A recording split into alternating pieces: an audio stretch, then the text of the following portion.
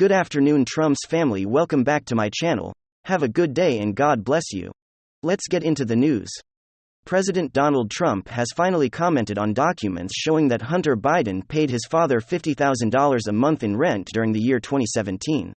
He stated, "Why was Joe Biden really paid $50,000 a month by Hunter for a house that's worth comparatively very little? Who actually owns the house?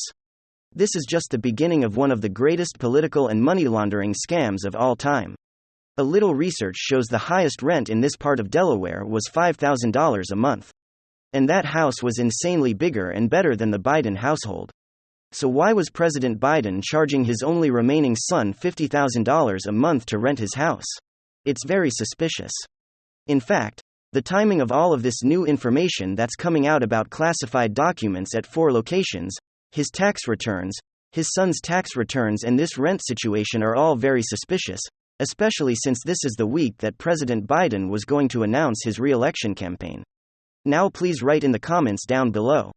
Why would a loving father make his only remaining son pay $50,000 a month to rent a house that should have rented for about $1,600 a month, according to Zillow? And why does this not reflect in a sitting president's tax return? I don't know. Let me know your thoughts down below. Now sadly, for Biden, he's facing a storm of criticism. In regards to the recent news concerning his possession of classified documents, Trump reposted a clip from Fox News which proposes that Biden's crime was suppressed until after the midterm elections. To support this idea of the news anchors in the clip stated that classified documents were found to be in Biden's possession on November 2, which gave 6 to 7 days before the election. And the Department of Justice purposely sat on this classified document scandal. Despite being found before the election, we didn't know about this for almost 2.5 months. Now on top of that, the Department of Justice allowed Biden's personal attorneys to search through these top-secret classified documents without the presence of the FBI or top security clearance personnel from the Pentagon. Now again, all of this is very, very suspicious, including the timing of it all. With both of these powerful men in the spotlight, Senate Republican leader Mitch McConnell has called on the Department of Justice to treat Biden and former President Donald Trump equally.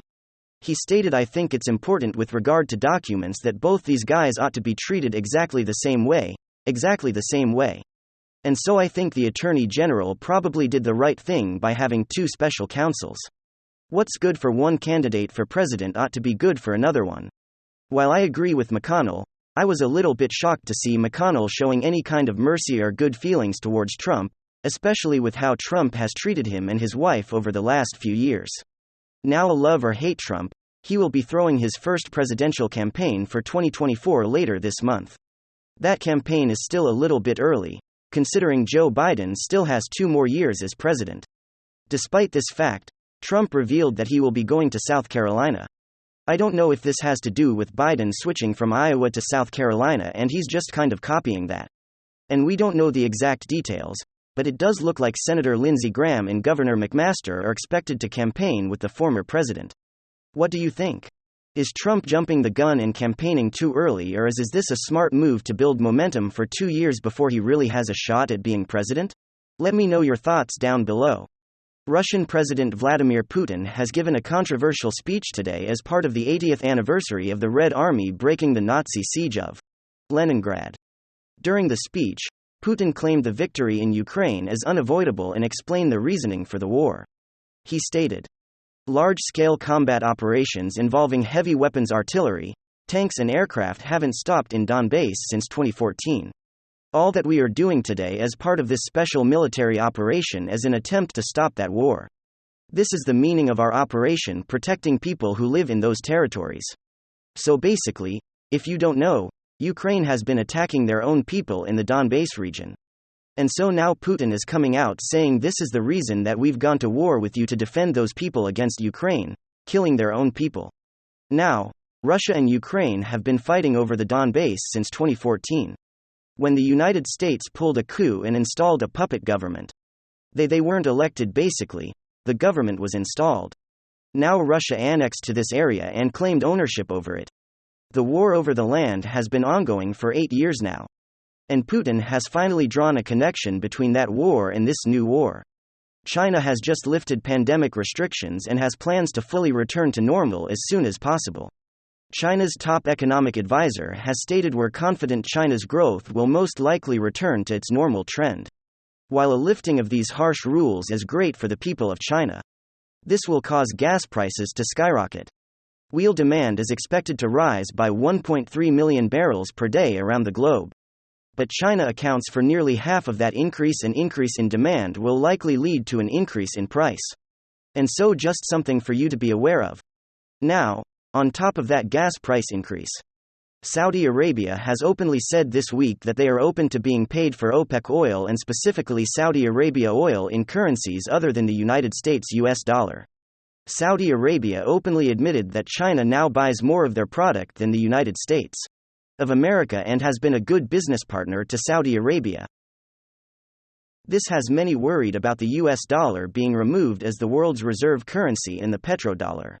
Saudi Arabia's finance minister Mohammed Al-Jiyoudan said he believes Saudi Arabia can be the comb the world is looking for.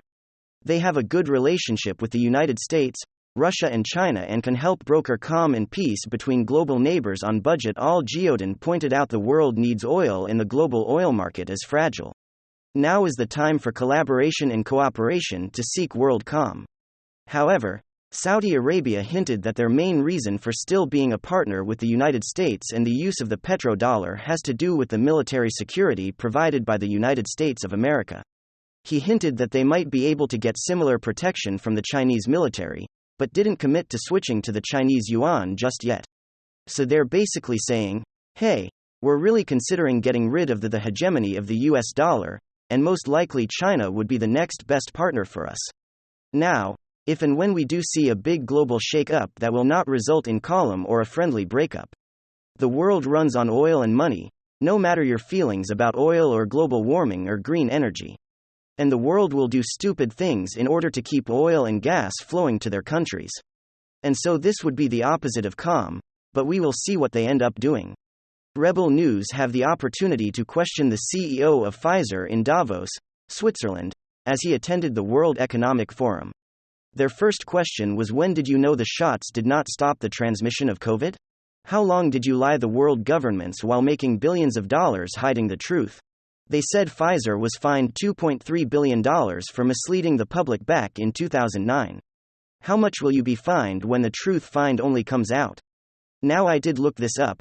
Pfizer was fined $2.3 billion in 2009 for misleading the public about their drugs. Now, of course, the CEO said nothing to these newscasters. They asked him about 20 questions in 2 to 3 minutes. All great questions, things I would love to have an answer for, but he refused to speak to them. Even though it's pretty obvious, they knew that there was weakness, that this did not stop getting COVID or transmitting it to somebody else. Now, speaking of COVID and lockdowns, did you know that President Biden and the White House right now, their legal team is trying to bring back mask mandates and force mask wearing on the American public again? They want to muzzle us, especially on airplanes. Now, why do you think they want to muzzle Americans and keep us quiet? Why do you think they want us wearing masks all day long? And why? When under oath in a deposition, could Dr. Anthony Fauci not cite one study that showed the positive effectiveness of masks? Now the medical industry has never been able to show the effectiveness of masks or social distancing. And it was the United States court system that had to intervene and rule that forcing people to wear masks was unlawful. But here we are heading into spring, and they're trying to force masks on us. And you seem to be spending more time on the toilet than you do at your desk. I didn't realize I had to tell you every time I want to take a dump. And if the worst thing about this job is having to tolerate my boss's dipshit cokehead son, well, it's a small price to pay. Somebody has committed a crime. I know that's gonna come as a shocking revelation to all of you dumped hard lefties out there who are incredibly naive, but the fries Joe Biden, or his crackhead meth-addicted horror-banging laptop-lose an illegal gun-buying dipshit of a son. Somebody's openly committed a crime, and this has just been bloated wide-open course mainstream media press going to ignore this because they are spraining themselves carrying water for this illegitimate regime that pays them, I imagine, a ton of our taxpayer dollars behind the scenes, because that's the only reason why I imagine there would be stumping for this criminal shit back so hard. But here you go. After 6 years of left-hand side screaming.org drunk definitely attacks it. We want Donald Trump's taxes right now because he's definitely committed and does all of the crimes as and then they get his taxes. And surprise, has not committed any crimes. Well, here we've got a very interesting tax situation with this dementia-riddled alleged pedophile. Hey, tax cheat. Joe Biden didn't report the $50,000 a month and RentHunter claimed he paid over here at PJ Media. Now I'm sure Snopes and PolitiFact are frantically typing. No, this is a conspiracy terrorism theory.